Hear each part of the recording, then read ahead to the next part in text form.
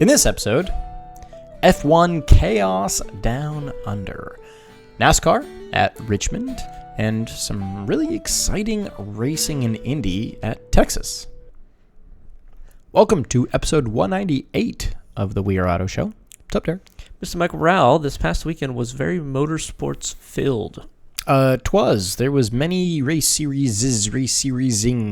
Yes. But first, let's talk about Formula One. Formula One. Would you say it was Formula boring or not Formula boring? Well, it was initially shaping up to be Formula boring. Okay. In the beginning of the race, we had a slight little battle between a few cars, but eventually the Red Bull of Max Verstappen kind of pulled away and cruised for a lot of the race. I thought it was going to be Formula boring until all hell broke loose at the end of this race. Oh? Which was entertaining and chaotic all at the same time. I saw highlights of the race. I didn't see the whole broadcast because it was the middle of the night. It was in Australia, which doesn't bode well for our time schedule. Why is he the right side up then? Oh, that's a good question, isn't it?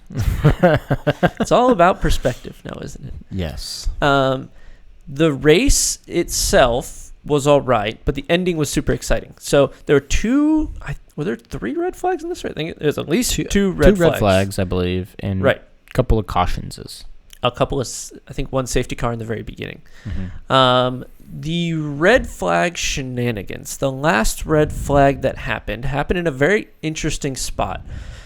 Because what had happened is they had gone from a red flag, had a restart. And in F1, sometimes the red flags start as a full-on grid up, do your normal start procedure, like at the beginning of the race. Sometimes, depending on the situation, the race stewards can call it a rolling start. Mm-hmm. In this case, they called it a red flag standing start, which was cool to see. But I think that there was only 3 laps remaining when they called this standing start. So they took the green. Actually, there was 2 laps remaining. They took the green. They all barreled down into turn 1. Complete and utter chaos happened. I think that there was like half the field off the track or spinning out or getting into crashes. And it was really cool to see. In the melee, there was actually a fan that got hurt. You can see the melee happening behind here. Yeah, that is a bit of melee. But if we scroll down, you can see a fan that has like a piece of debris that came across or over the fence and hit him and actually caused bleeding and like actual harm. They're going to have to cut his arm off. No, he's completely fine, to my understanding. I'm sure Mercedes will give him lots of stuff. He's wearing Mercedes clothing. That's fine. Probably got free tickets to next year. Pretty neat. Oh, that'd be nice. But in the chaos, what ended up happening is they red flagged the race right after the turn 1 chaos, which means that they had 2 laps remaining. They took the green, started the penultimate lap, came across through turn 1, red flagged it, came back to the pits, which means they had started the final lap of the race when they went across the line in the pits to park the cars, which means you can't actually go back to green, or you could, but the leader would only have to go 1 meter to get the checkered flag, right? Because their box is right in front. Yeah. So everybody was questioning, will we actually go back to green flag racing, considered we went red on the final lap of the race? Yeah. Turns out, no, the FIA just said, follow the pace car around. We're just going to end the lap under pace car, basically. Which makes sense. You don't really want to have everybody dash 1 meter to the line. And I guess racing could happen to the cars behind, like way in the back, but no one else. Also, there was some weird shenanigans that happened that in your head going into the final lap. If there's chaos that happens, how should the grid be set? Should it be set post-chaos, before chaos? Because the problem that they had gotten themselves into is they hadn't passed the timing line before the race was red flagged. So then it's pre-chaos. It is pre-chaos. But that doesn't feel right. Because certain cars had got way up the field and other cars had fallen way back. For example, Alonso was in the chaos. Yeah, he got punted. I think this was part of the Spanish Civil War. Right. By Carlos Sainz. So he should have been, in my head, way back because he got punted and he had problems and like things didn't go his way. But since they redid it from the grid slots that everybody was in, he got a big break, and I think he podiumed, didn't he? 3 podiums in a row for Mr. Alonso. Wow. Who were the top 3? Sure. So you had Alonso, 3rd place. You had Lewis Hamilton, 2nd place. And you had Max Verstappen, 1st place. Side note, it was an Aston Martin 3-4. Oh, wow. You're right. Big points day for Aston. I think that the whole resetting of the field before the red flag timing sector thing really played a big role in that. Like a massive role in for that. sure. Because Alonso should have been 10th or something. Something way down the grid order. Yeah. But he got lucky. Yeah, very lucky. Good points for Aston. Let's see. Decent points for Red Bull, 1st and 5th. Alpha had decent points. They were in 9th. Let's see. Where were the Mercedeses? 2nd and dead. Let's talk about dead real quick. Okay. George Russell Yes. didn't complete the race. Did you happen to see the deadness of his car? No. It looked like the Batmobile. It was shooting fire out the tailpipe like it was the Batmobile. It was pretty awesome. I guess that's one way. If you're going to go out in flames, right? Yeah, he did. Man. So it looks like McLaren actually got some good points here. And I Yes, have they a did. feeling I know why. Why might that be? Because I'm looking at this finishing list. Half of the damn field is DNF. And everyone but 2 cars was running prior to the last 10 laps of the race. Like, It all turned into chaos at the final 10 laps. I'm looking, it's DNF. So we have your DNFs: Pierre Gasly, Esteban Ocon, Nick DeVries, Logan Sargent, Kevin Magnussen, George Russell, Alex Albon, Charles Leclerc, all DNF. Yep. The 2 Alpines took each other out, and That was spectacular fashion, too. Yeah, it was pretty bad. It was really bad. Wow. Can we talk about Mr. Second Place there? Who might that be? Lewis Hamilton. Yeah. So Lewis actually drove his butt off this race.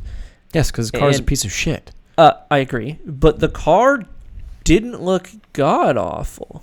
So which they're is- making strides. They are making some strides. But there was an interesting thing that happened at the end of the race. He got out of the car, and you know how normally they'll jump out of the car, they'll go be excited, they'll jump in the crowd with the team, right? Yeah. And they'll like all celebrate.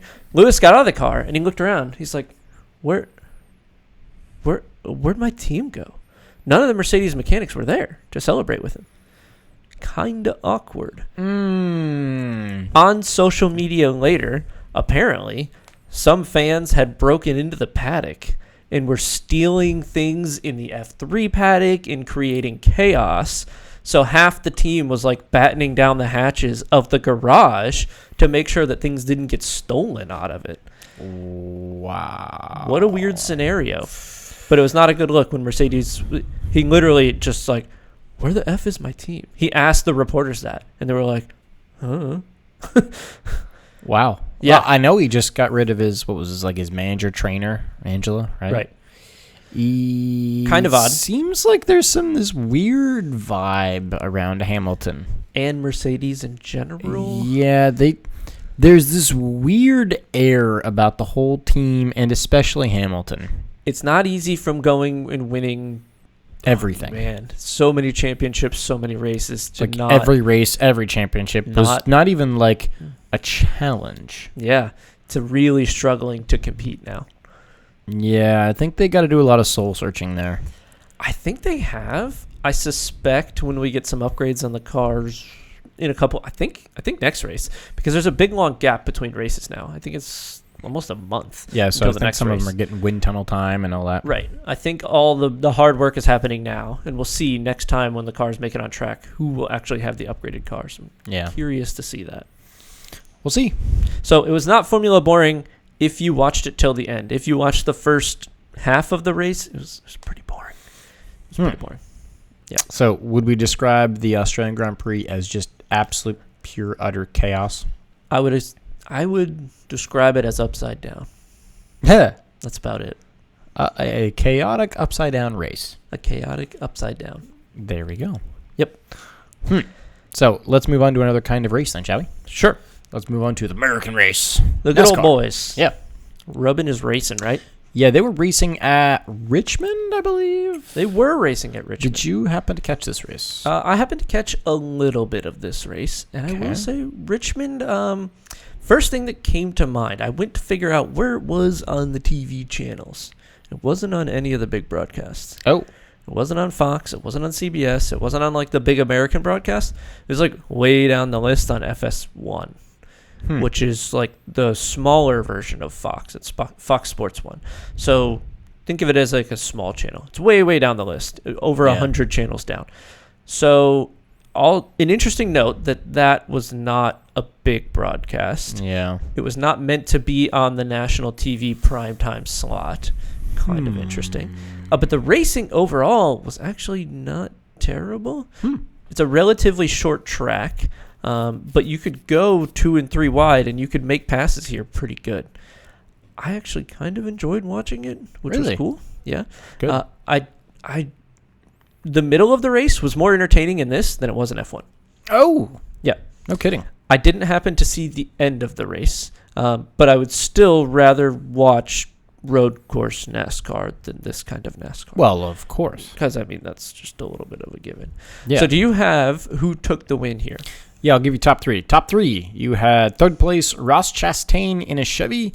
Second place, you had Josh Berry in another Chevy. And first place, you had Kyle Larson in another Chevy. Chevy sweep the top 3. Interesting. Now, I know that the trucks were not at this circuit. Normally, the truck cars and the Xfinity cars and the Cup cars are all at the same track, kind of the feeder series, right? The Indy cars were there with the truck series, which is kind of odd because that means that the trucks were laying down different types of rubber on the same track, which the IndyCar guys were very scared about, but turned out to not be a big deal. But the Indy cars themselves, when they were racing at Texas, IndyCar, the series, did make some aero adjustments to the car to let them run 2 and 3 wide much easier. And it created for some amazing racing. These cars, with fresh tires, could be flat out through the whole entire 1.5-mile oval. Oh, dang. Which is crazy. They're doing 220 to 230 miles an hour across this whole thing. As the tire wear starts to fall off, you have to lift into corners. As it falls off 20 and 30 laps into the run, you are lifting through the whole corner. So there's big dynamics going on between who's in what stage of the tire fall off and how that's happening. So some cars would get really, really good runs, and these guys are professional enough to just let them go because you know you're going to get a run on them back when you're at that point in your tire life. Yeah. And it made for some awesome 2 and 3 wide racing. If you get the chance, watch the recap of this race. It's a really, really good race. That does sound super exciting. I do wish that I saw. I did see one highlight of someone made a huge save. I don't remember who specifically that was, but I do know late in the race, there were 2 cars battling, and it's the top 2 finishers. Don't tell me them yet. But unfortunately, they ended under caution because Romain Grosjean ended up losing it and putting it in the wall, which was very unfortunate. No. Now, who did come away with the top 3 at this race? Sure, top 3. You had Alex Palou in third. He's a Chip Ganassi car. Second place, you had Patricio O'Ward with the Aero McLaren. And first place, the winner is Joseph Newgarden with the Team Penske car. Yes, Pato O'Ward was dominating this race. At one point, him and 2 other people were the only people on the lead lap.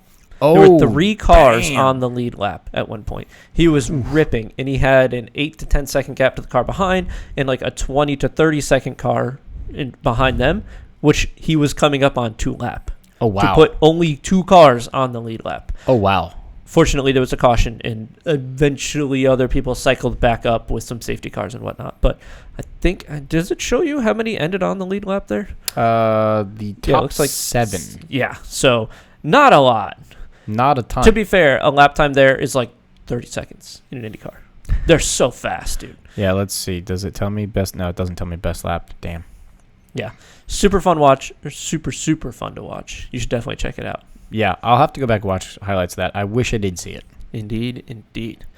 So, let's move on to, there was an SRO race that happened. There was, which SRO is, we've talked about this before, it's the most confusing race host in the world. You've got GT America, which races GT3 and GT4 together.